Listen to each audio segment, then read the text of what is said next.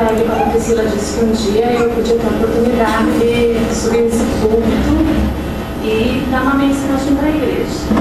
E eu pedi a Deus que Ele ministrasse no meu coração qual que era a palavra que a igreja, de saudação deveria ouvir. E Deus veio falando. E Deus falou muito sobre Gideão. Lá em Juízes 6, 7, 8, conta toda a história de Gideão. Gideão foi um homem, numa situação muito difícil, o povo sempre caía em pecado, e havia circunstâncias que deixavam eles no cativeiro, ele estava escondido, e Gideão brigou com Deus, De certa forma ele provou a Deus, bota a lã para fora, seca a lã, até que Deus disse: Gideão, eu vou te usar. E Gideão se rendeu ao Senhor, e Deus pôde ministrar. Só que Deus tinha um jeito de usar Gideão. E ele levantou 32 mil pessoas, mas Deus não queria 32 mil, porque 22 mil eram covardes. E Deus disse: vocês podem mandar embora, não vão vencer a guerra. Sobrou 10 mil, mas ainda não é para esses, porque não é na força de vocês, é na minha, é eu que vou capacitar esse povo. E sobraram só 300, os 300 vigilantes. E essa foi a palavra que Deus tem falado muito no meu coração: ser vigilante, vigiar e orar, o espírito está pronto, mas a carne é fraca. E eu pude desfrutar essa semana, segunda e quinta, de duas situações em que a gente deve ficar muito vigilante. Segunda-feira eu e a Joana, muito feliz, Priscila com dinheiro no bolso, vamos fazer umas compras para a igreja. Nós tínhamos muitas coisas para comprar. Só que era segunda-feira, estava chovendo, o tempo estava feio, nós saímos sem guarda-chuva. E eu dizia: Senhor, onde é que eu vou estacionar o carro? Eram tudo lugares longe. Eu e a Joana juntando duas a uma, as nossas colunas. Mas Deus foi tão maravilhoso. É verdade, não é fácil, juntando duas a uma e meia, não é fácil. E aí, Deus, na oração da Joana e na oração da minha, foi muito tremendo, porque além de nós saber não gastar o dinheiro, pastor? Nós não gastamos, nós investimos. Todo o dinheiro que nos foi dado, nós investimos. Deus, assim, foi maravilhoso, porque a gente pode investir tudo naquilo que a gente precisava. Onde nós tínhamos que ir, tinha uma vaga. Gente, segunda-feira você não estaciona o carro em lugar nenhum, gente, ainda mais chovendo. Nós não andamos mais que mercado. Então foi um cuidado de Deus e nós pudemos comprar tudo aquilo que a gente estava precisando. Porém, quinta-feira tinha a igreja para arrumar e eu com o pé e o leque para sair passear. Não consultei a Deus, Fui bem na carne. O Cláudio tentou sabotar minha viagem, não era ele sabotando, era Deus falando, Não vai, ou vai, toma cuidado, ora, fala comigo. Eu não fiz nada disso. Eu fui viajar ali, logo adiante depois de saia. Quando eu vim embora, aquela nuvem preta, aquela barra, eu disse pro meu primo lá: essa chuva não vai me pegar. Mas ela me pegou. E eu, literalmente, eu não sei o que é inferno, eu não vou pro inferno, mas aquele temporal foi a pior coisa da vida, eu não desejo para ninguém. Eu não tive medo, eu pedi misericórdia de Deus e graças a Deus ela se renova todos os dias nas nossas vidas. Porque aquele corredor de árvores de Pejuçara até Salto, elas caíram quase todas. Eu tive que andar tudo na contramão, no acostamento, sozinha, o Cláudio não tinha ido comigo. Eu achei que o carro estava todo quebrado e que eu não ia chegar. E quando eu cheguei, eu vi também por que 22 mil homens são covardes, Porque todos os homens que pararam depois de mim, eles estavam muito assustados, Primeiro que um deles disse que era uma mulher que estava na frente e eles vieram atrás. E eles pararam, eles não conseguiram tirar aquela árvore, até que Deus levantou um homem lá de trás e eles conseguiram quebrar e tirar aquela árvore do caminho e a gente pode ir embora. Aí Deus disse para mim: tu tá vendo a diferença de quando eu decido usar? Eu vou usar. E Deus, ele nos trata assim. Um pai, ele ensina o seu filho. Mas quando ele tem que disciplinar, ele também disciplina. Então essa é a diferença de quando a gente ora e de quando a gente não ora. E Deus disse: Senhor, eu entendi. Eu entendi que em tudo que eu vou fazer na minha vida eu tenho que orar. E aí Deus disse: filha, olha o que eu falo para ti lá em Salmos 138, no versículo 8 diz: eu, Deus, o Senhor, cumprirá o seu propósito para comigo. O teu amor, Senhor, permanece para sempre. Não abandone as obras das tuas mãos. Então Nós temos que em tudo depender de Deus e crer que Ele vai fazer, Ele vai nos usar. A misericórdia deles hoje até o meme, não vou mais contar essas coisas dele. Ele disse que deu tempo de eu cantar se o trovão e o mar, não deu tempo de cantar nada, era tudo muito preto, tudo muito feio, tudo muito triste. Eu só me lembrei de dizer: Pai, tem misericórdia de mim. E Ele tem, e graças a Deus elas se renovam todos os dias na nossa vida. Mas nós somos obras do Senhor. Ele vai nos usar como os outros de Deus, Ele vai nos capacitar, mas nós precisamos estar debaixo da autoridade do Senhor. E quando a gente sai, a gente só pode pedir para que a misericórdia dele venha correndo nos alcançar. Eu creio que os anjos estão tudo quebrados, graças a Deus tem muito anjo na terra, o Senhor não está das coisas. Então eu louvo o Senhor e na palavra de que nós todos os dias temos que depender sempre, em tudo que nós vamos fazer, de levar diante do Senhor: Pai, o que Tu quer da minha vida e como Tu vai me usar hoje? Ele pode abrir todas as vagas de estacionamento, eu aproveitar tudo que eu tenho de uma forma em que Ele está me ensinando, eu posso passar aquele terror que eu achei que eu não ia chegar em casa com vida, né? Um horror, tudo aquilo que a gente vê nos filmes, mas Deus diz assim: eu vou te ensinar, ou eu vou te disciplinar. Essa nós sermos ensinados ou disciplinados por Deus.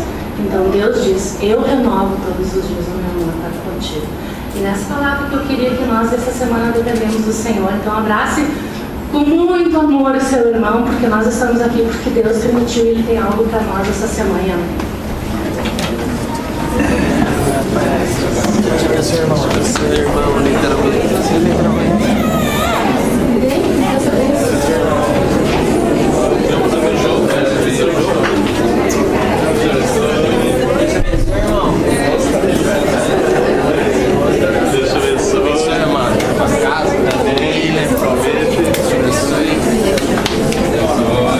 Deus abençoe, irmão. Paz, irmão. Deus abençoe. Deus abençoe. Deus abençoe.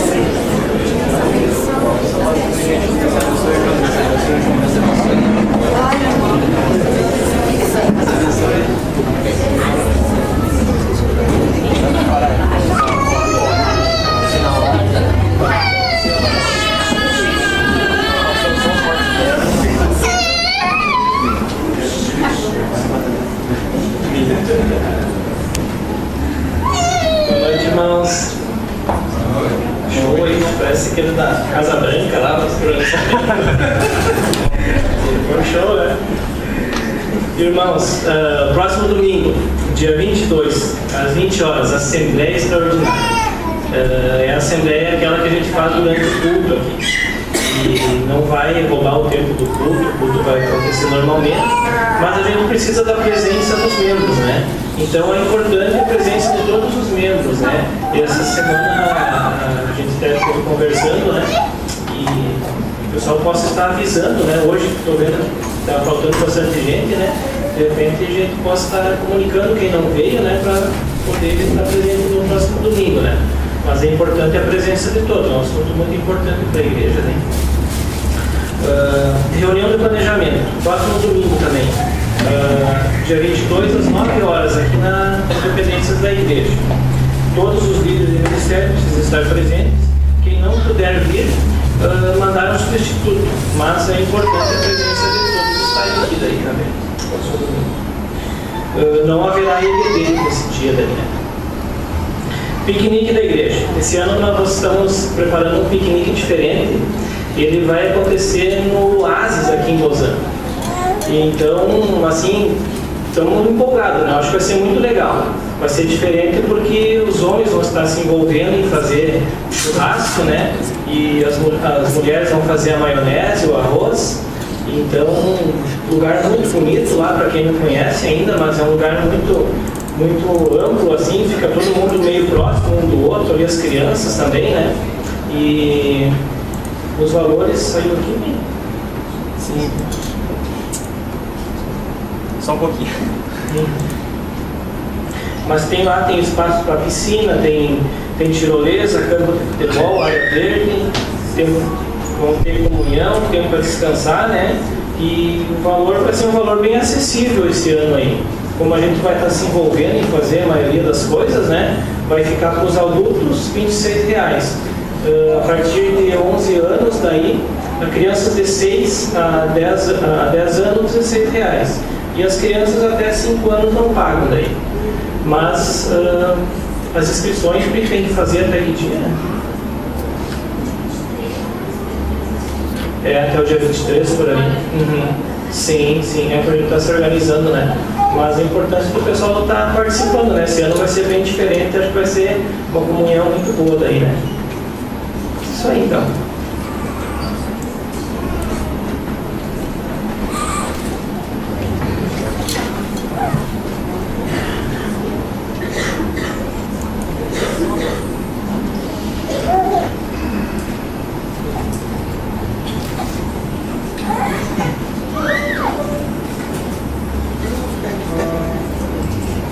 Boa noite, meus irmãos.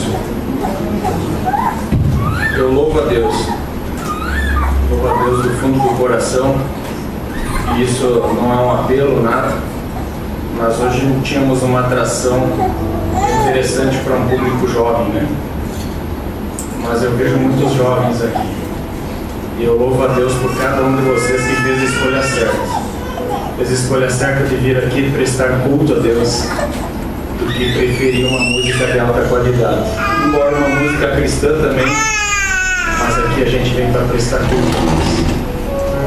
E eu louvo a Deus por cada um que está aqui e entendeu isso. Deus considera essas coisas. Isso é adoração, é dar valor às coisas de Deus. Isso é um ato de louvor ao nosso Deus. Então nosso coração já está louvando ao Senhor de antemão. Agora sim louvemos com músicas também. Amém? Nos ponhamos de pé e celebremos ao nosso Deus, que tem um imensurável e eterno amor por nós.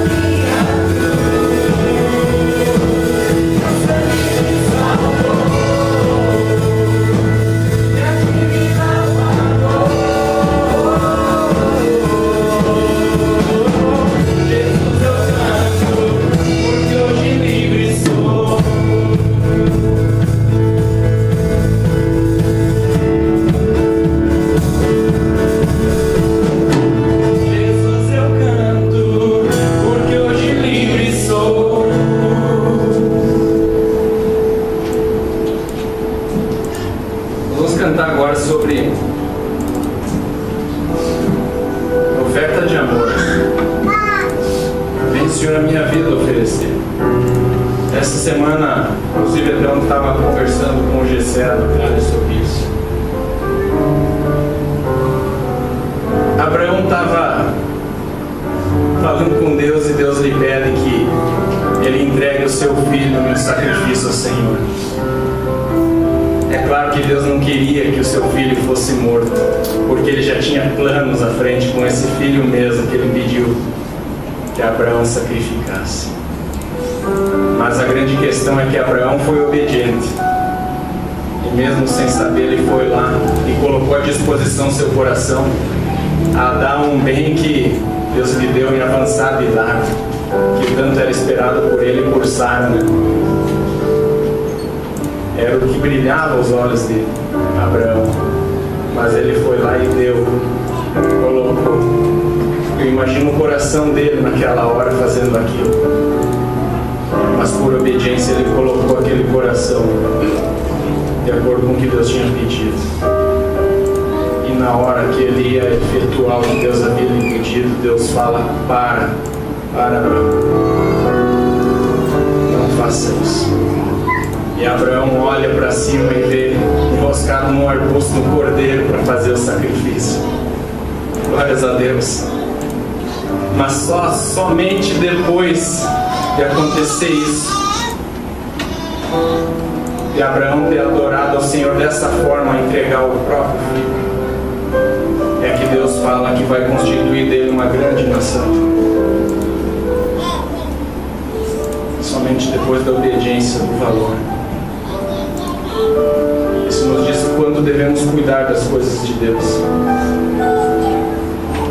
Mas outra grande coisa é que eu fico olhando o Senhor, e o Senhor teve que passar a mesma aflição que Abraão passou quando o Filho do Senhor, o nosso Jesus Cristo, foi sacrificado na cruz por nós. Por isso eu vejo o quanto Deus se agradou do coração de Abraão, porque um homem nessa terra entendeu o que Deus passaria lá na frente. Um homem passou essa dor. E isso tem valor para Deus, irmãos. Por isso que ao cantarmos essa música, eu coloco que você adore ao Senhor com toda sinceridade. Não seja uma música, mas que você cante refletindo sobre o que Abraão fez lá, sobre como estava o coração dele ao fazer aquilo, e como está o nosso coração hoje em relação às coisas de Deus. Que o Senhor nos ministre intensamente.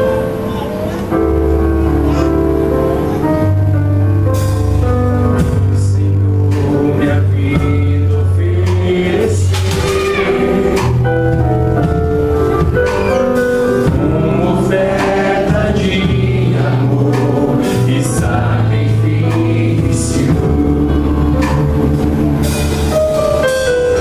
Quero minha vida a ti entregar.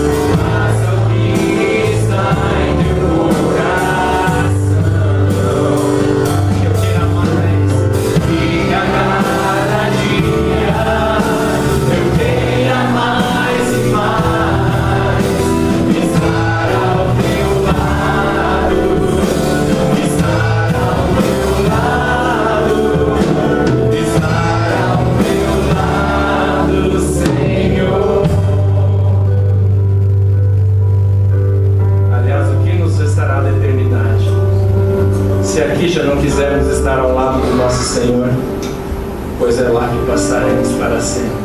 Mas que Deus nos dê a descobrir o quão prazeroso é esse momento ao lado dele.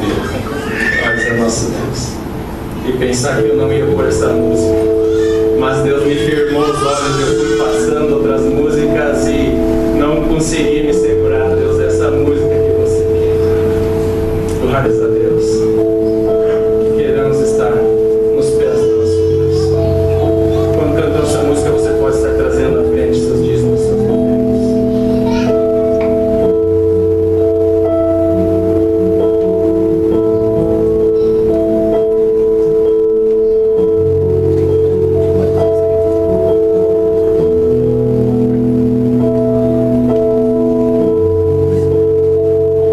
Aos teus pés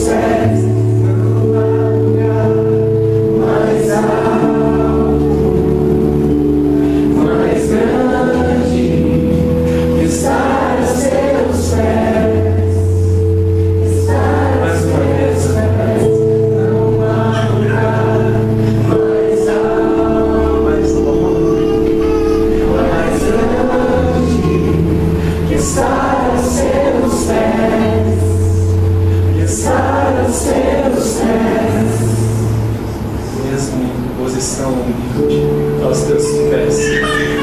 Não há lugar tão nobre e tão desejoso ao nosso coração de estar. Nós te louvamos, Pai. Quantos casamentos, Deus, são feitos aqui, Pai. Não é pela festa, Senhor.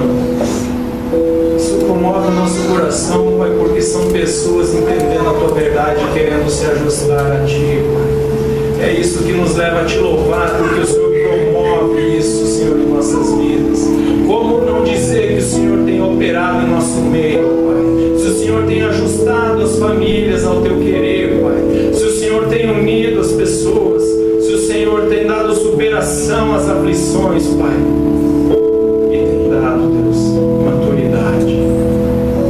Maturidade, Pai. Nós Te louvamos por esse Teu cuidado. E a gente não pode deixar isso passar batido, Pai. Nós precisamos dizer que nós reconhecemos, Deus. Tivemos fé assim. E hoje a gente pode apalpar, Deus, muitos resultados dela. Que o Senhor tem operado em nossas vidas, Deus. Te louvamos, Pai, pela fidelidade do Teu povo, Pai. Porque isso também é obra do Senhor, nos dando esse entendimento, Deus. De que o Senhor cuida de nós, Pai.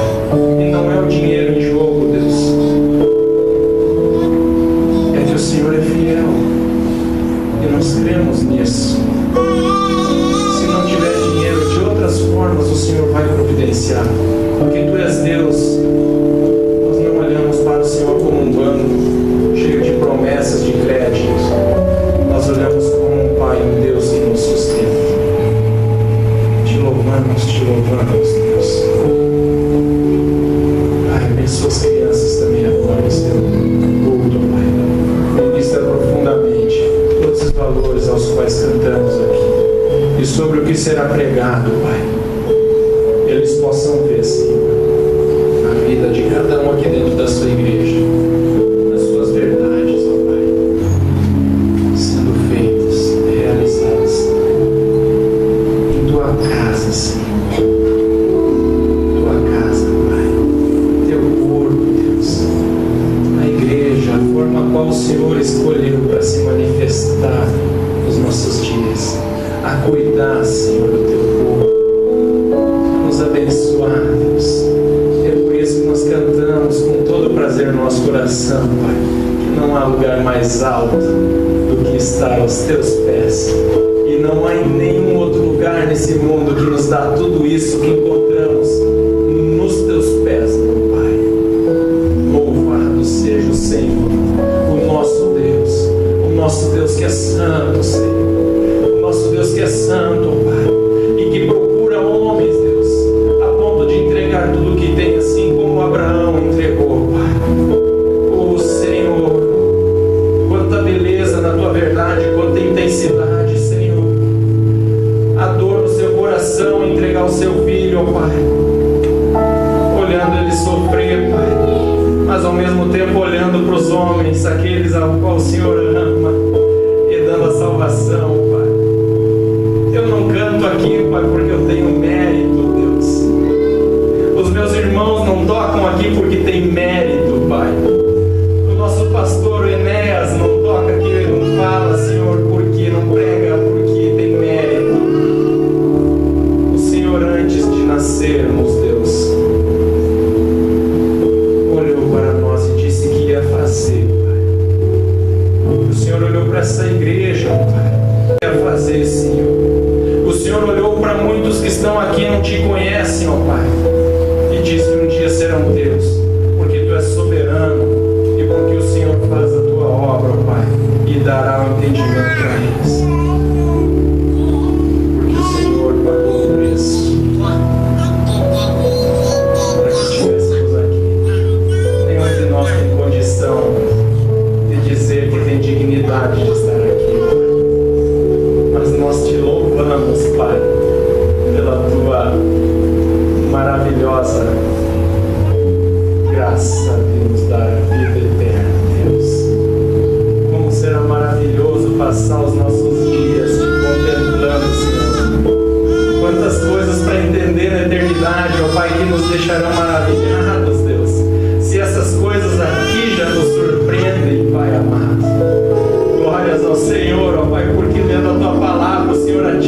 nosso coração e nos enche de alegria, Pai, de vida, Senhor. Traga a libertação de nós mesmos, Pai, ao entendermos a sua grandeza e o seu amor. Glórias a Ti, meu Senhor. Glórias e aleluia. Amém. As crianças podem ir.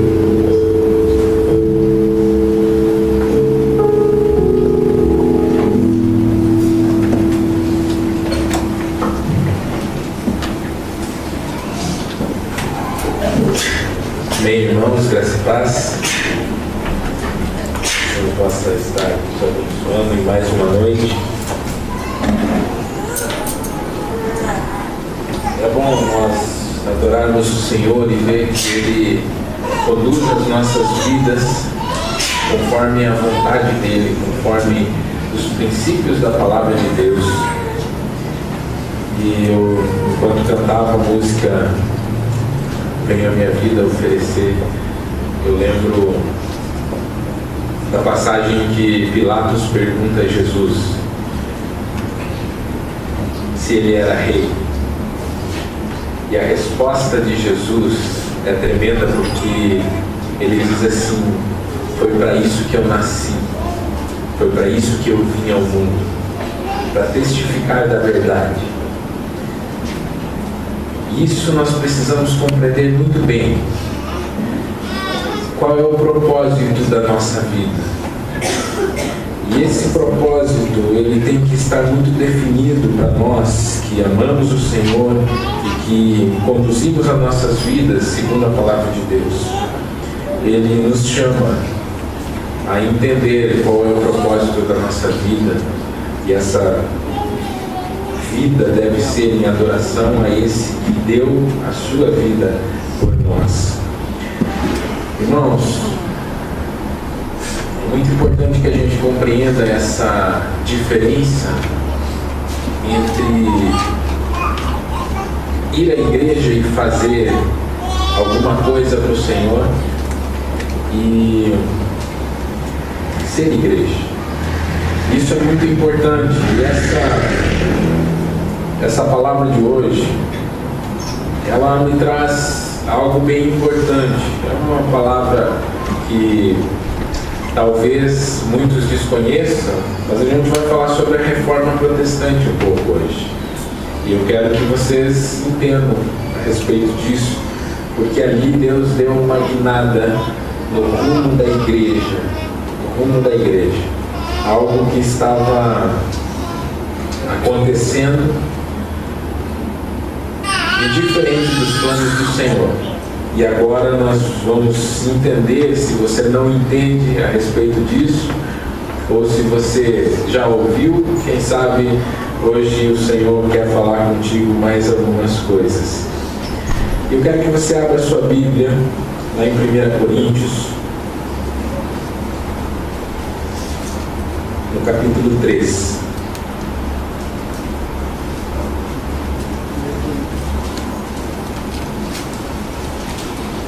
Coríntios, capítulo 3,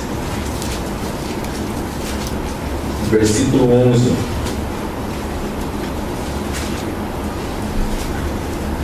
Até o 13.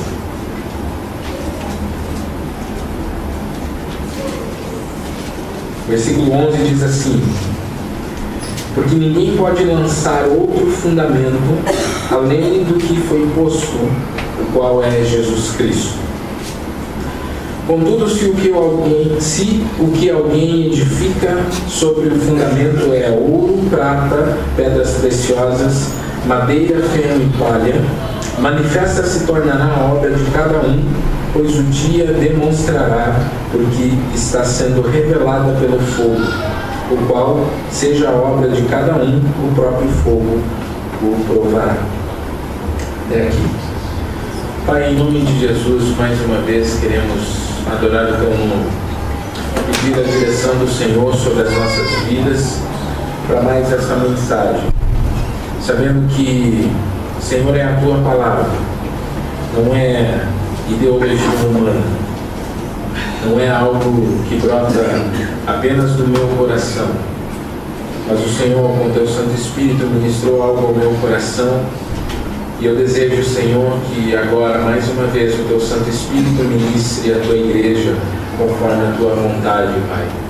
Para que, Senhor, cada um saia daqui edificado, Senhor, na Tua presença, sabendo que o Teu amor, a Tua graça, a Tua fidelidade, Senhor, o Teu Evangelho nos muda para que nos tornemos cada vez mais parecidos com Cristo.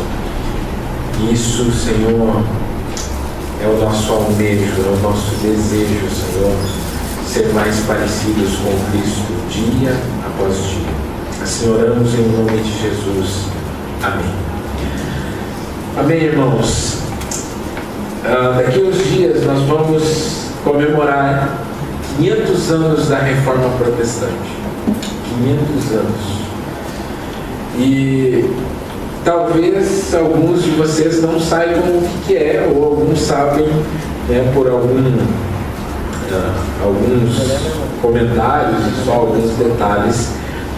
Mas a gente quer falar hoje, resumidamente, né, eu vou explicar sobre essa reforma, os rumos que a igreja tomou desde a sua fundação e nós vamos falar sobre as 5 solas, né, conhecidas. Talvez você não ouviu, mas hoje a gente vai poder meditar sobre isso. E nós vamos entender que essa reforma, ela precisa continuar a acontecer na nossa vida. A reforma protestante, ela foi um ato onde eu creio que Deus disse: eu vou fazer a igreja retornar ao princípio. Isso é importante nós sabermos, mas para a gente entender a respeito do motivo dessa reforma, a gente precisa primeiro entender desde lá do início. E eu, resumidamente, talvez você não saiba disso, eu quero contar para vocês como que foi a formação da igreja, né, desde o início. Então a gente vê no ano 33, podemos definir assim, né, com a morte de Cristo ele comprou com o seu próprio sangue a igreja, o seu povo, e a gente vai ver o início da igreja aqui.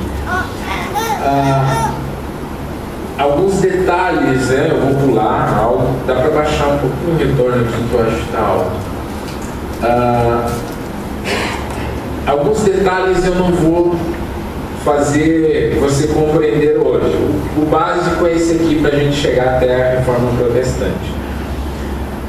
No ano 70 houve a destruição de Jerusalém, e ali ela é devastada pelo Império Romano, e os cristãos de Jerusalém eles são dispersos pelo mundo. Ali acontece isso. 156 depois de Cristo, o termo Igreja Católica surge. É a primeira vez que surge esse termo. Católico quer dizer universal. Então a igreja universal, a igreja espalhada, né, pelo mundo. Em 312 inicia, a partir do ano 300 ali com o imperador Constantino, é que a gente vai ver um declínio, uma mudança, uma interferência no propósito da igreja inicial, quando Cristo fundou lá no ano 33 com a sua morte e a sua ressurreição. E nesse início, 312, houve o início da adoração aos santos, ali, bem depois da formação da igreja, já com o imperador se aliando à igreja, e ali começou-se uma modificação na forma de ver o Evangelho e a igreja. E no ano 313, depois de Cristo, o imperador Constantino então concede liberdade e se alia à igreja. Antes havia perseguição, os cristãos eram perseguidos, eles tinham que se esconder em cavernas, eles eram perseguidos e mortos. Aquelas coisas que você vê de serem jogados para os leões, ser crucificados, queimados, aconteceu, né, nesse período antes de Constantino chegar e se aliar à igreja. E ali, depois desse ano, né, de 313, o imperador Constantino se aliando à igreja, as coisas começam a ser mudadas de um evangelho puro e verdadeiro para um evangelho segundo os princípios dos homens. E aqui, no ano 400, a gente vê que Maria passa a ser considerada mãe de Deus e o culto a ela começa a acontecer. E aqui também começa uma intercessão pelos mortos, 400 anos depois de Cristo. Aqui começa a ser enxertados certas doutrinas no meio da igreja. Em 503, o purgatório começa também, a doutrina dele se torna uma doutrina da igreja. Mais de 500 anos, a Igreja Católica, em 1094, cria as indulgências. Aqui já é a igreja aliada ao Estado, né? Já muda tudo. A Igreja Católica cria as indulgências, ou seja, você tinha que pagar pelos seus pecados. Né? Você pecava, você tinha um montante para você pagar. O que ocasionava o pensamento de que você tinha que pagar pela sua salvação. Tinha que acontecer isso. Em 1229, então, a Igreja Católica proíbe os leigos de leitura bíblica.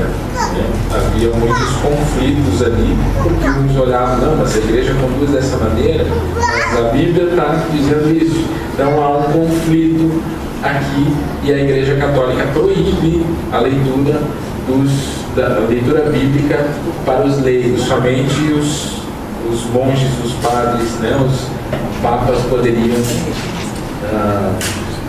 ler a palavra de Deus.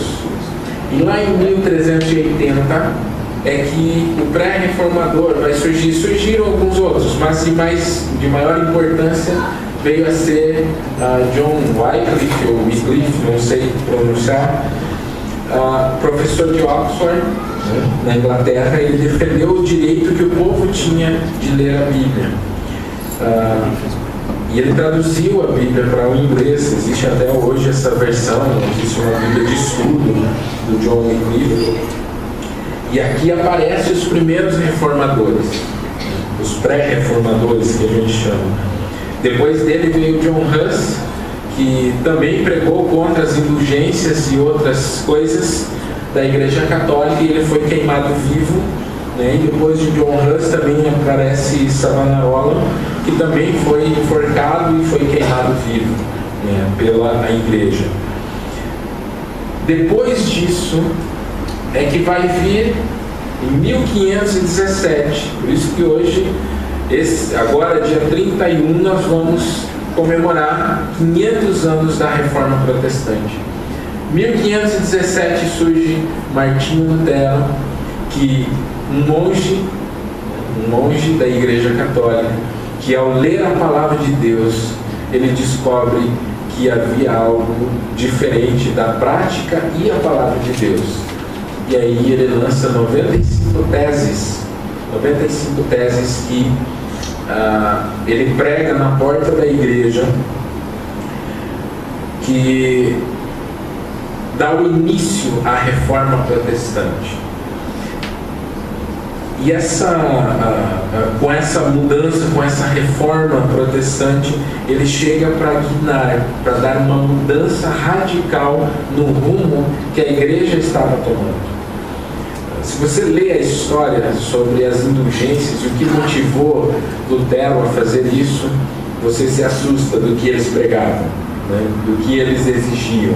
Existiam perdoadores de pecados profissionais, né? Existiam pessoas que diziam qual era o preço do seu pecado. Dependendo do preço, o pecado que você fazia, você tinha que pagar mais ou menos, né? Havia um comércio a respeito disso.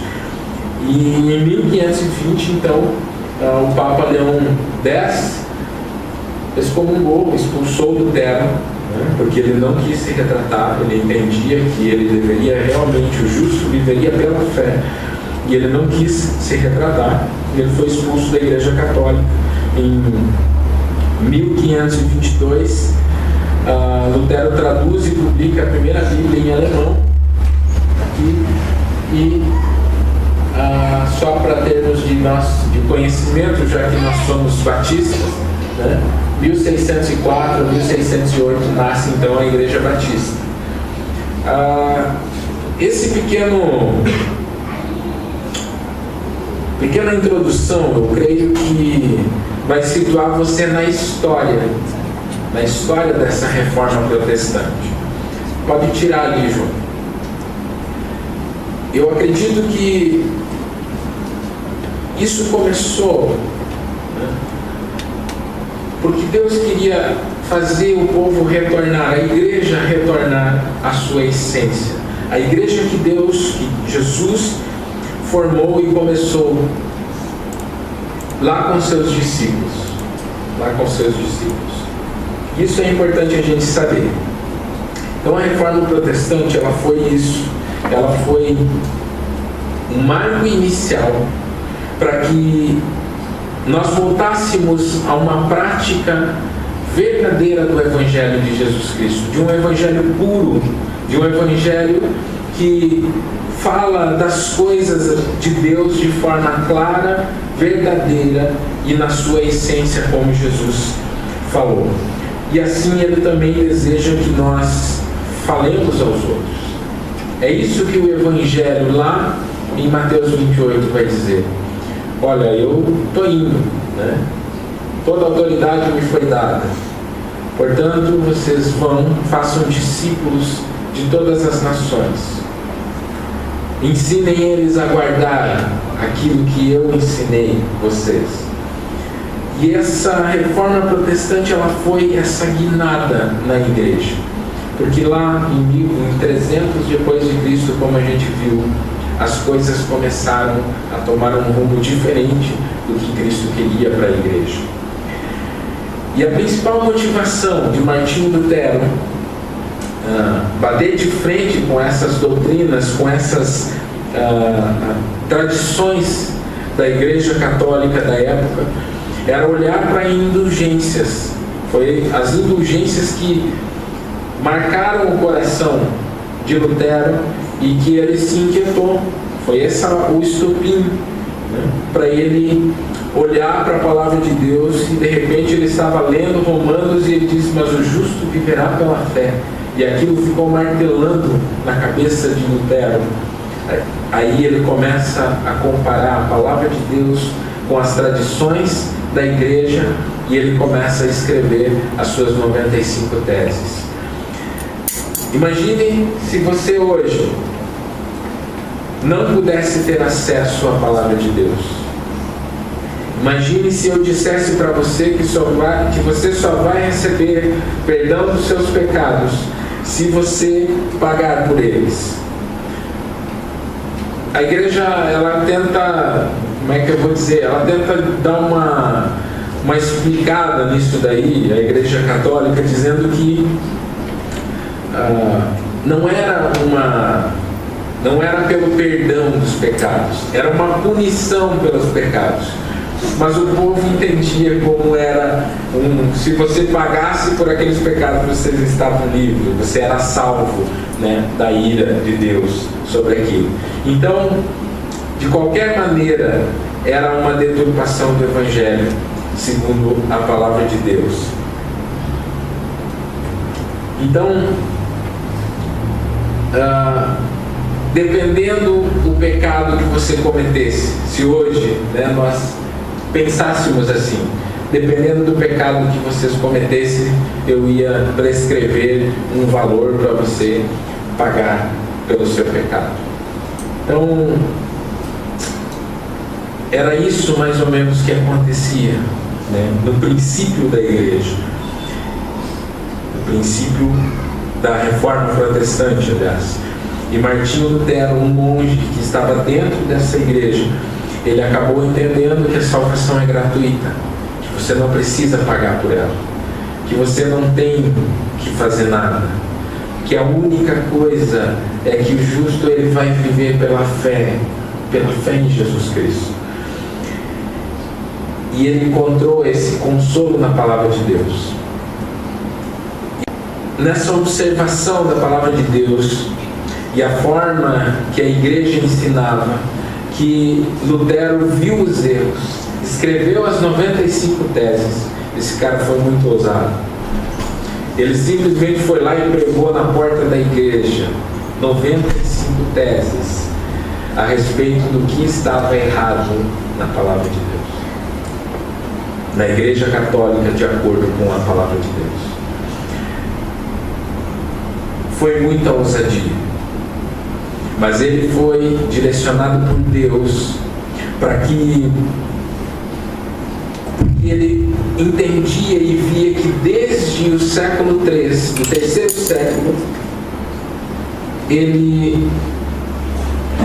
homens gananciosos com interesses próprios começaram a ensinar coisas que não faziam parte do evangelho puro de Jesus Cristo. E essa essência precisava ser restabelecida no coração da igreja. E é por isso que ele enfrentou e ele não quis se retratar a respeito das 95 teses. Lutero não queria destruir a igreja. Ele não tinha nenhum propósito de sair da igreja católica. Ele queria reformá-la, para que ela voltasse à essência da palavra de Deus. Só que a igreja não aceitou. E é por isso que é tão importante nós entendermos a respeito das bases dessa igreja, da reforma protestante, da igreja que surgiu a partir dali. E essa base é chamada, nós observamos e entendemos como as 5 solas. São os pilares que vieram depois da reforma protestante. E talvez você não saiba a respeito disso, então a gente vai falar sobre essas 5 solas, de acordo com a palavra de Deus. De acordo com a palavra de Deus. E elas vão nos conduzir a esses princípios que nós devemos ter como igreja. Porque nós vivemos em um mundo que precisa ser reformado. A igreja precisa ser reformada. Ela continua precisando dessa reforma. A reforma protestante foi apenas a descoberta de que nós estávamos indo no caminho errado. Primeira sola fide, somente a fé. Esse é o primeiro pilar que nós vamos falar. E esse fundamento ele segue a doutrina de que o homem só pode ser salvo pela fé. Só pode ser salvo pela fé. A exclusividade da ação da fé. A justificação ela só pode vir através da fé que em nosso Senhor Jesus Cristo, que nós depositamos nele. E é essa fé que nos salva. Não é por obras. Nós não podemos ser salvos por causa daquilo que a gente faz, de maneira alguma. E infelizmente, o contrário disso é muito ensinado, está impregnado no coração do homem. Essa questão, né? Lá nas indulgências, o que o povo achava? Se eu pagasse, eu me livrava daquele pecado.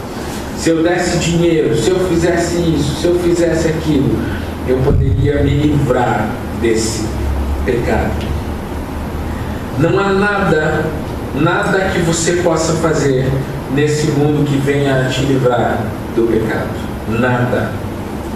Você pode correr, você pode caminhar quilômetros, você pode fazer o que você quiser. Mesmo assim, você não pode se salvar a si mesmo. Eu posso andar de pé descalço, eu posso carregar uma cruz nas minhas costas, eu posso dar todos os meus bens aos pobres, que eu ainda não vou ser salvo. Eu não vou ser. Nada pode me justificar, me tornar justo diante de Deus. Nada. Nada do que eu faço. Eu só posso ser justificado diante de Deus se eu crer em Jesus Cristo e em sua obra salvadora, somente pela fé.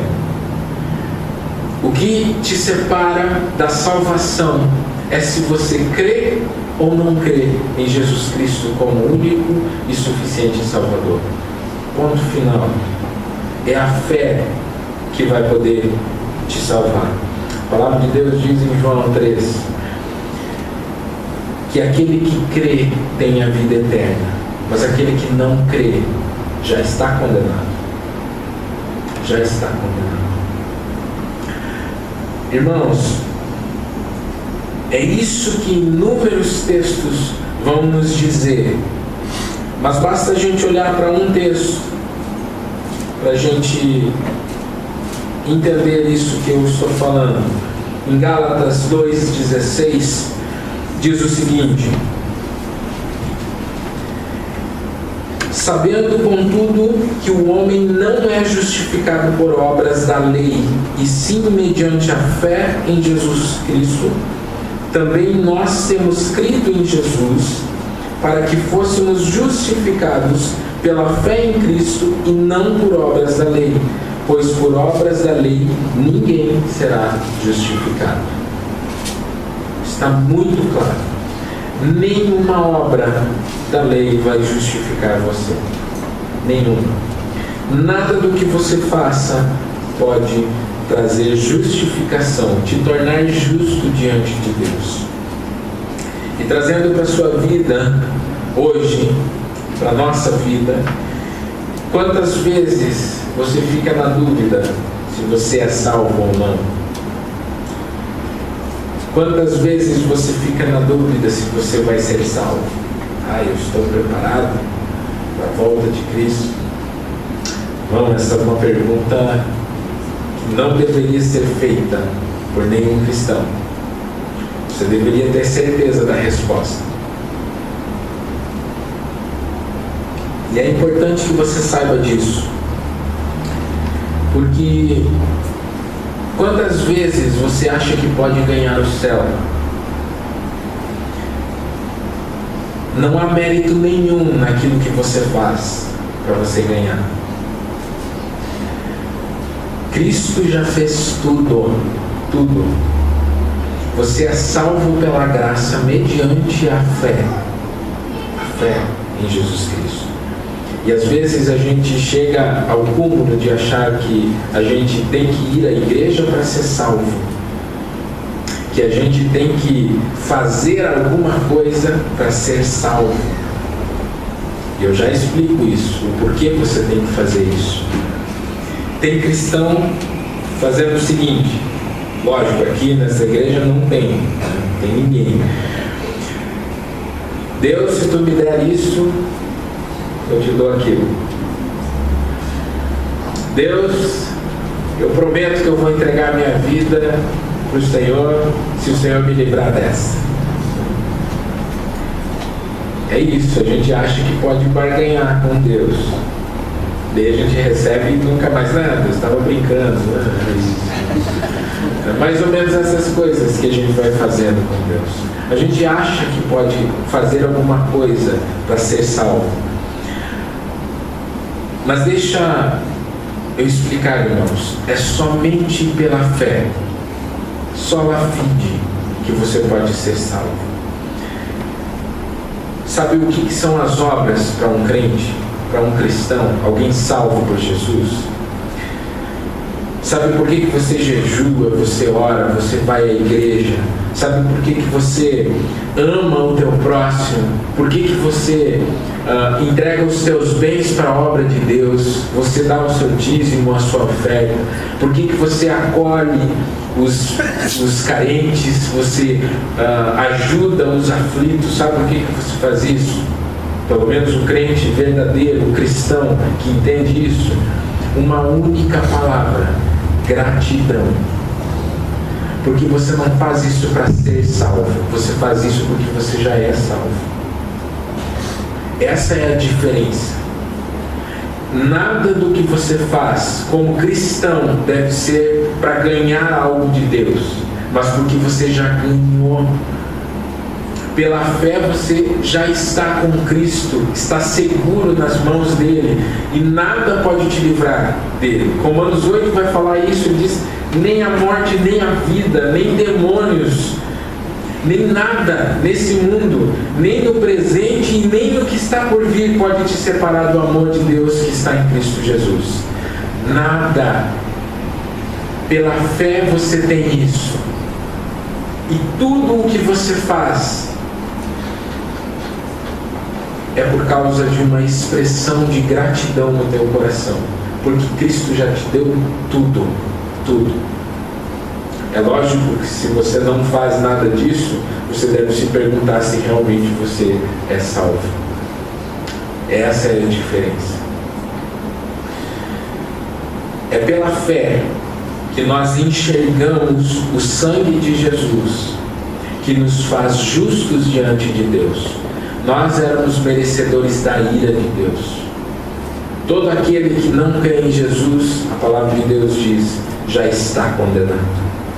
Já está condenado. Não tem troca com Deus. Pela fé eu sou salvo. Ponto final. Ele fez tudo. Eu só agradeço a Ele através da minha vida. Segunda, sola a Escritura. Somente as Escrituras. A Bíblia é a palavra de Deus. E somente ela tem o poder de dizer para nós e nos direcionar aqui nessa terra como nós devemos levar uma vida de cristão. Somente a palavra de Deus. E é por ela que nós temos toda a inspiração de Deus para as nossas vidas. É por ela. Qualquer coisa que seja contrária a isso deve ser descartada. Somente as Escrituras. Somente as Escrituras. Elas são o nosso manual de vida e de compromisso com o Senhor. Não há qualquer livro, qualquer pensamento, ideologia, teoria, qualquer escrito na face da terra que é superior à orientação da palavra de Deus. Nada. Não tem ninguém nem nada. 2 Timóteo 3,16 vai falar o seguinte. 3,16 e 17. Toda a Escritura é inspirada por Deus e útil para o ensino, para a repreensão, para a correção, para a educação na justiça, a fim de que o homem de Deus seja perfeito e perfeitamente habilitado para toda boa obra. Somente a palavra de Deus nos torna perfeitos diante de Deus. Somente através dela. É ela que vai nos aperfeiçoando. E é ela que pode nos mostrar os caminhos que Deus tem para nós aqui nessa terra. Não são métodos, não são psicologias, não são nenhum tipo de filosofia humana que pode nos revelar como devemos andar com Deus. Somente as Escrituras. Nem mesmo um homem que se levante e diga assim diz o Senhor. Nem mesmo isso. Hoje nós estudamos sobre profetas, profecias, sobre línguas, hoje na IBD. Ninguém tem essa autoridade.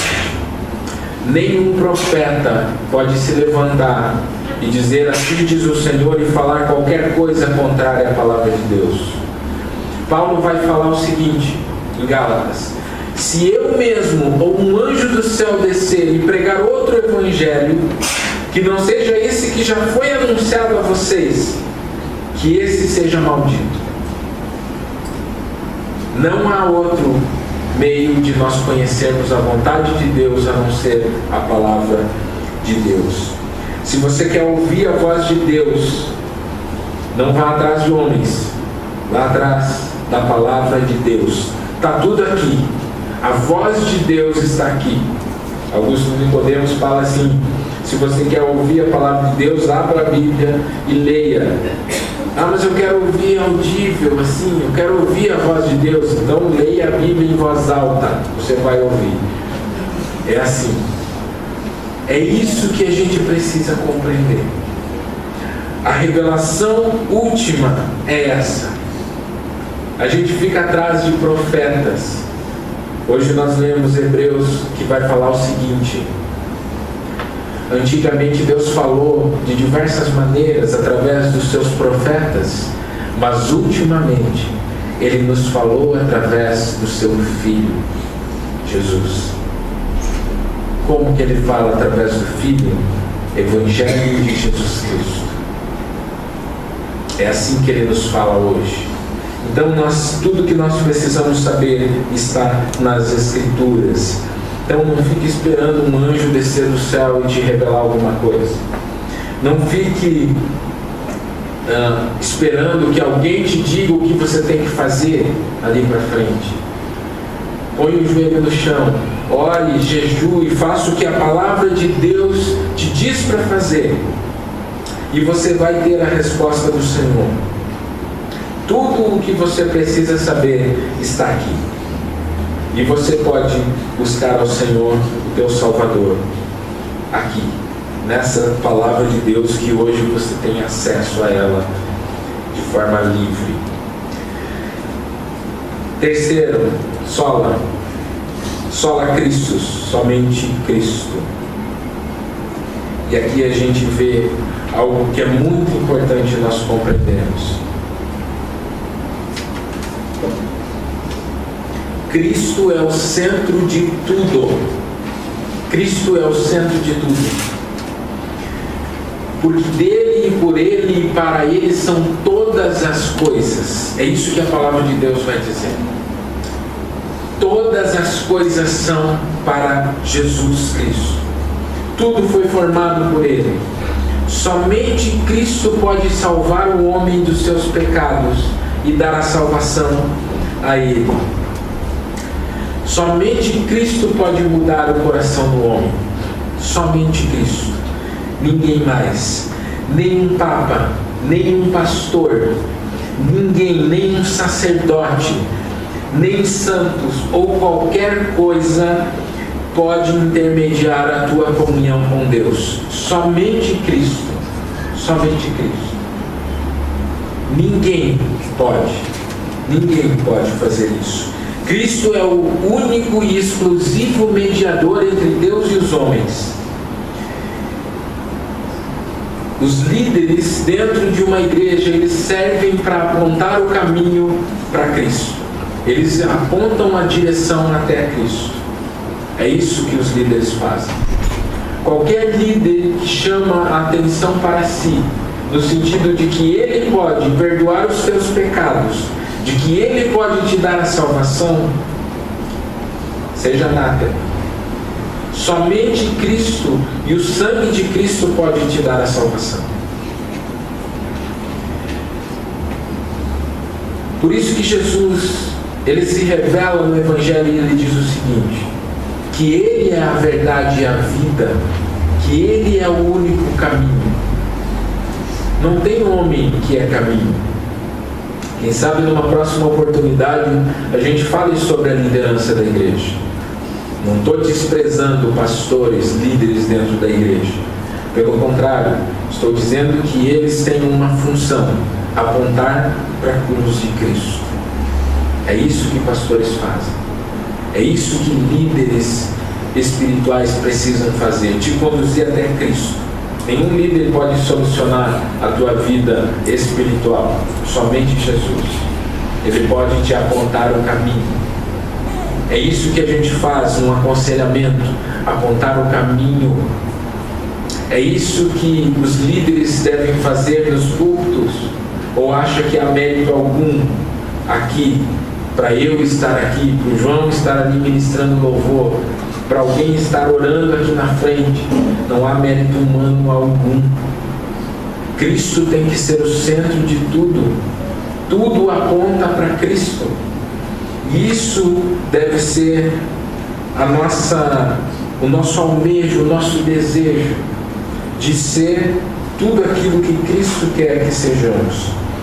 Atos 2, ou Atos 4:12 vai dizer o seguinte: não há salvação em nenhum outro, porque abaixo do céu não existe nenhum outro nome dentre os homens pelo qual importa que sejamos salvos. Não há nenhum outro nome. Não existe Enéas, não existe ninguém na face da terra que pode salvar a sua vida. Somente Cristo. Jesus Cristo é o centro de todo o Evangelho. Não há Pedro, não há Paulo, não há nenhum dos apóstolos. Tudo na Bíblia aponta para Cristo. E é por isso que Ele mesmo diz: eu sou o caminho, a verdade e a vida. Por que Jesus diz que é o caminho? Porque não existem caminhos. Se você vem com essa filosofia mundana, tire da sua mente. Não existem caminhos que levam até Deus. Existe o caminho. Não existe esse plural. Religião alguma te levará para o céu. Não te levará para o céu qualquer religião humana. Somente Cristo pode conduzir você até o Pai. Por isso que Ele diz: eu sou o caminho. O caminho. Ele é a verdade, porque no mundo cada um acha que tem a sua própria verdade. Você não possui a verdade se você não possuir a Cristo. Não tem a verdade. Ele é a verdade. Somente Cristo é a verdade incontestável. Incontestável. Desde a criação do mundo. E Ele disse: todo aquele que é da verdade ouve a minha voz. Se nós queremos a verdade, temos que ter Cristo. E Ele é a vida, porque Ele foi o único capaz de vencer a morte. Ele foi. E quando Ele venceu a morte, Ele nos deu vida. Porque a morte não tem domínio mais sobre Ele. E é por isso que, pelo sangue de Jesus, nós passamos da morte para a vida. Só Cristo. Somente Cristo. Por isso que somente Cristo é o centro do Evangelho e nós devemos render as nossas vidas somente a Ele. Ele é o Senhor das nossas vidas. Ele é o Senhor. Quarta sola gratia. Somente a graça. Efésios 2, 8 e 9 diz o seguinte: porque pela graça sois salvos mediante a fé. E isso não vem de vós, é dom de Deus, não de obras, para que ninguém se glorie. Você não pode se gloriar de salvar a si mesmo. Nós dizemos: eu aceito Jesus, mas na verdade é Ele que nos aceita. É Ele que nos chama. É Ele que nos derrama graça para que a gente possa se entregar a Ele. A salvação é um favor imerecido. Nós não merecíamos isso. O que nós merecíamos era o inferno. É isso. O que eu merecia era o inferno. Mas a graça de Deus se manifestou salvadora a todos os homens. Quem quiser pode ser salvo. Isso é graça. Quem quiser pode ser salvo. Só dizendo: eu creio em Ti, Jesus, eu vou Te seguir, eu me entrego ao Senhor. Nós passamos da morte, da ira, para o amor e a salvação e a vida de Deus. Simples assim. Você não vai ser salvo por mérito próprio. Pode fazer o que você quiser nessa vida, você não vai ser salvo. Nem por obras, nem por sacrifícios, nem por penitências, nem mesmo por indulgências, pagando. A única causa eficaz da salvação é a graça de Deus sobre o pecador. Pela graça somos salvos mediante a fé, e isso não vem do homem, é um presente de Deus para o homem. Ele diz: eu te salvo, se você quiser eu te salvo. Está aqui a graça de Deus sobre a nossa vida. Então, através da fé em Jesus Cristo como o único caminho para a salvação, quando nós cremos na palavra de Deus, nos arrependemos e confessamos a Cristo, nós recebemos gratuitamente o perdão dos nossos pecados e somos salvos pela fé nesse Jesus que morreu no nosso lugar e assumiu a nossa culpa. Nós merecíamos a morte eterna. Contudo, pela graça, nós temos a vida eterna. Ele veio, morreu numa cruz, nos salvou, assumiu a nossa culpa. A Bíblia diz que Ele pegou a cédula que era contra nós e Ele cravou na cruz, porque Ele queria derramar graça sobre as nossas vidas. Você não precisa e nem pode fazer qualquer coisa nessa terra para se salvar. Somente a graça de Jesus Cristo. E você recebe ela através da fé, crendo nele. É assim que você vai ser salvo. Esse favor imerecido de Deus vai nos dar a salvação, a graça de Deus. Quinta e última sola: soli Deo glória. A glória somente a Deus. A glória somente a Deus. Judas 25 diz o seguinte: ao único Deus, nosso Salvador, por Jesus Cristo nosso Senhor, glória, majestade, domínio e poder, antes de todos os séculos, agora e para todos sempre. Amém. Quer versículo mais esclarecedor do que esse? Ao único Deus, nosso Salvador, e Jesus Cristo, nosso Senhor, glória, majestade, domínio e poder antes de todos os séculos, e agora e para todos sempre. Amém. Ninguém no universo, ninguém nem nada no universo pode receber a glória devida somente a Deus. Ninguém. E ainda hoje nós vemos muitos pastores, líderes espirituais no mundo que se acham no direito de receber glória, de receber certa devoção. Entendam, há uma diferença entre respeito, entre submissão bíblica e devoção, admiração, em estar debaixo de dominadores. É diferente de idolatrar um líder. É diferente. Casos assim, infelizmente, acontecem com certa frequência na nossa era. Homens se julgam poderosos, se julgam sábios para doutrinar segundo o seu próprio princípio, sem analisar as Escrituras. Pensamento humano.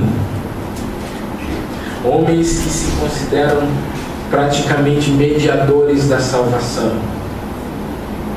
Houve um líder aí conhecido no Brasil que disse: se você não der o dízimo, você é um roubador, você é um ladrão, e ladrão não entra no céu.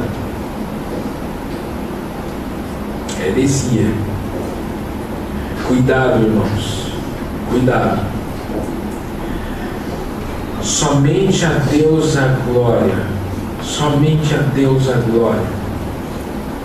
Somente Deus pode receber a glória. E homens têm usado a própria palavra de Deus para trazer glória para si mesmo. O próprio Deus disse o seguinte: eu sou o Senhor. Esse é o meu nome. Não darei a outro a minha glória, nem a imagens de escultura o meu louvor. Isaías 42, 8. Eu sou o Senhor. Esse é o meu nome. E eu não darei a outro a minha glória, nem a imagens de escultura o meu louvor. Deus não dividirá a sua glória com ninguém, com nada e com ninguém, com homens, com imagens, com animais ou com qualquer outra coisa no universo. A glória deve ser dada somente e exclusivamente a Deus. E quando eu falo glória, eu não falo de nós gritarmos glória a Deus. Não é isso, dar glória a Deus apenas. Podemos dar se tivermos um coração sincero.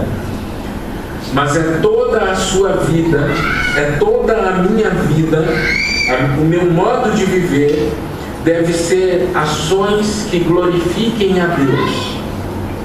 Devem ser ações que glorifiquem o nome do Senhor. Somente Ele, Deus, é digno de toda a honra e de toda a glória. Ponto final. Irmãos, as 5 solas, elas nos revelam o quanto nós estávamos distante do propósito de Deus para a sua igreja. E Deus de vez em quando levanta homens para nos apontar o caminho de volta, que foi o caso de Lutero. E nisso eu admiro Lutero, não o idolatro, mas admiro, porque ele teve a coragem de dizer, e ele mesmo disse, quando foram botar o nome dele numa igreja, ele disse: não, longe de mim, porque eu sou mero instrumento de Deus. Mero instrumento de Deus. E Deus quis me usar, um pobre pecador, para mudar o rumo dessa história que estava contrária à vontade de Deus. As 5 solas foi uma reafirmação de um grupo de cristãos que queriam viver fielmente os princípios bíblicos ensinados por Jesus Cristo na palavra de Deus. E Martinho Lutero disse algo interessante após ter iniciado a reforma. Ele disse: Ecclesia reformata sempre reformanda est. Igreja reformada sempre se reformando. Igreja reformada sempre está em reforma. E isso precisa ficar no nosso coração. A reforma protestante foi a placa de retorno na estrada que nos leva de volta à verdadeira igreja que Cristo fundou. 500 anos, agora dia 31. Alguns comemoram o Halloween, Dia das Bruxas. Nós não. Nós comemoramos de que Deus interveio na história da humanidade, na história da igreja, e revelou a placa de retorno para os princípios do Evangelho de Jesus Cristo,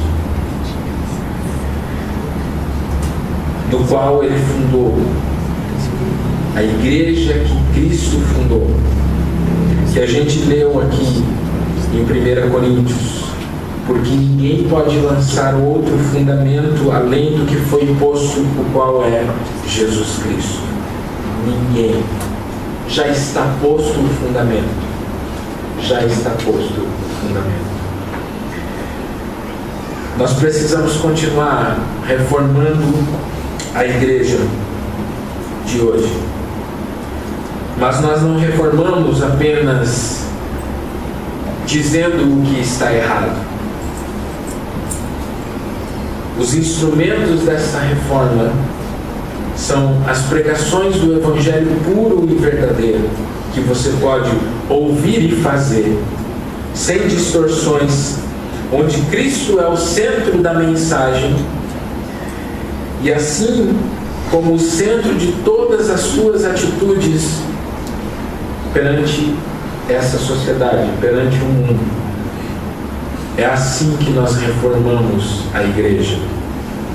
Essa reforma tem que começar em mim e em você, em olhar para dentro de nós e dizer o que precisa ser reformado no meu coração,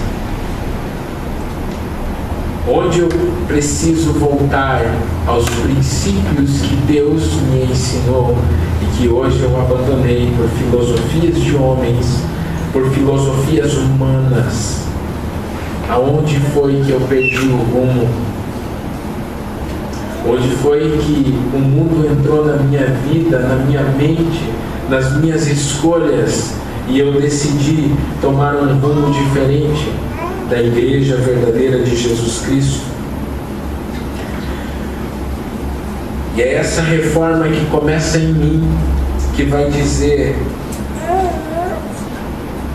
que eu preciso mudar essa ideia que eu tenho dentro de mim, de que eu possuo a verdade, para entender que quem é a verdade é Jesus Cristo.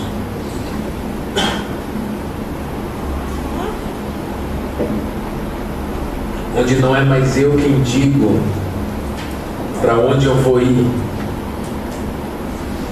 onde não é mais eu que ando segundo a minha vontade,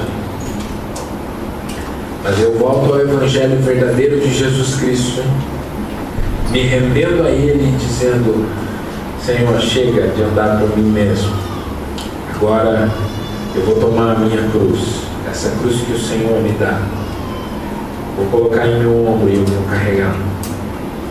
Eu vou te seguir. Eu vou te seguir. Reformar a si mesmo é a única coisa que precisamos fazer como igreja. Voltar ao princípio da palavra de Deus. Tudo está aqui. Não há mais nada que precisa ser revelado ao homem. Você vai passar uma vida inteira buscando as revelações para a sua vida, e você não vai conseguir entender todas as revelações que existem nessa palavra de Deus. Tudo o que você precisa está aqui. Você não precisa buscar em mais nada. E você vai entender como o seu coração precisa mudar se você se dedicar à palavra de Deus, a estar entendendo como é a vida de um cristão, como é alguém que olha para a placa de retorno e diz: Senhor, eu estava no caminho errado, agora eu entendo, eu vou voltar ao princípio de um evangelho puro e verdadeiro, não mais dito pelos homens, mas sim pelo Senhor. Amém, irmãos? Essas são as 5 solas que talvez você não sabia tão profundamente, mas que você entenda que isso são princípios para a sua vida e para a minha vida todos os dias. E assim nós vamos poder voltar ao Evangelho puro e verdadeiro de Jesus Cristo. Ministério de louvor.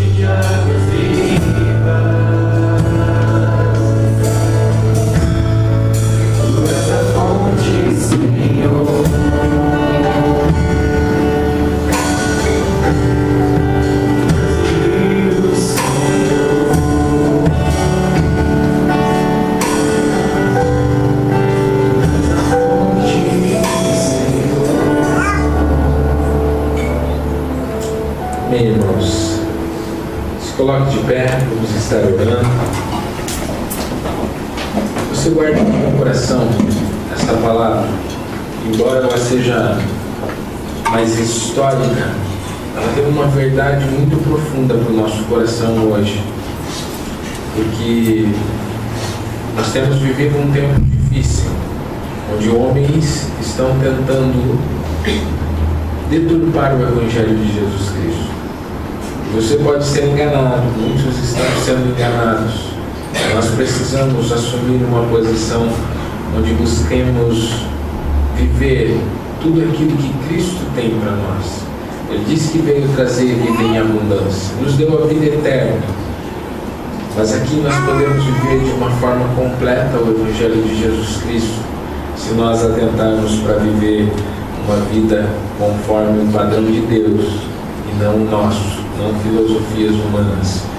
E nós precisamos guardar essas 5 solas no nosso coração todos os dias, para entender que a vontade de Deus é superior à nossa própria vontade. Bem, irmãos, quero agradecer então a presença de todos, a Clarice que veio com a Rosane, isso, que Deus abençoe, seja muito bem-vinda, e a todos nós que possamos durante a semana entender que Cristo nos salvou, Ele nos chamou para uma nova vida e Ele nos dá essa chance de vivermos essa alegria, essa paz, essa graça que é um favor dele para nós, um presente que nós não merecíamos, mas Ele nos deu. E você pode desfrutar dessa alegria de ser salvo por Jesus Cristo. E se de alguma maneira você ainda não se entregou a Ele, se entregue. Se entregue, porque Ele nos diz que Ele nos chama todos os dias. Sabe, uma das coisas interessantes antes de nós orarmos foi perceber que a gente tem oportunidades, sempre. E hoje eu vi um vídeo triste que mostra ali em Las Vegas, né, aquele atirador que matou 50 pessoas, se eu não me engano, do nada, o pessoal que estava no show, né, algo terrível. Mas foi mostrado um vídeo de um pregador. Existe um ministério que é especializado só em evangelismo, assim, em eventos. E eu vi aquele pregador falando sobre arrependam-se, porque a gente não sabe o dia de amanhã. E ele estava na fila do show, né, daquele show, e ele gritava para as pessoas com um megafone, uma Bíblia na mão, diziam: arrependam-se, arrependam-se, porque vocês podem perecer. E as pessoas iam lá e zombavam dele, agarravam ele, tentavam fazer ele parar, mas ele continuava pregando. Quantos ouviram, tiveram a oportunidade? Nós não sabemos. A oportunidade e o tempo é hoje. A Bíblia nos diz isso. Se hoje ouvires a sua voz, não endureçam o coração. Ouçam a voz do Espírito. Mas não é só para ouvir, é para responder. É para dizer: sim, Senhor, eu abro meu coração, eu me entrego, eu me rendo a essa graça. E é isso que precisamos fazer todos os dias, nos rendermos a essa graça de Deus. Pai, em nome de Jesus, nós te agradecemos, Pai, que o Senhor nos chamou, o Senhor nos deu a chance de vivermos uma vida nova no Senhor.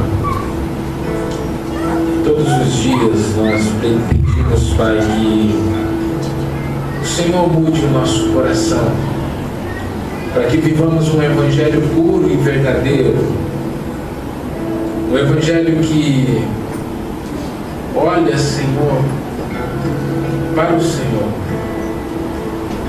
Ele não vive segundo aquilo que eu acho, aquilo que eu penso, mas eu desejo viver o evangelho puro de Jesus, um evangelho que me demonstra graça, um evangelho que me demonstra o amor completo de Jesus Cristo E é por isso que eu posso ter gratidão no meu coração em fazer tudo o que eu faço para o Senhor.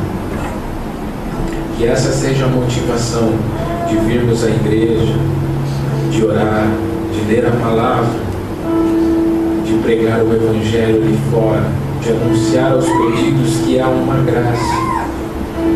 Que essa seja a motivação de acordarmos amanhã. Senhor, como a Sandra falou aqui no início, que as misericórdias do Senhor se renovem mais uma vez amanhã sobre as nossas vidas. E que durante a semana nós possamos ter um coração grato ao Senhor. E assim, Senhor, nós oramos agradecidos, Pai, pela graça de Jesus Cristo, pelo amor de Deus Pai e as consolações do Espírito Santo. Que o Senhor nos dê uma semana abençoada na Tua presença. E a Igreja de Deus diz amém. Amém, irmãos. Vão na graça e na paz. Abrace o seu irmão. Tenhamos uma semana na presença de Deus.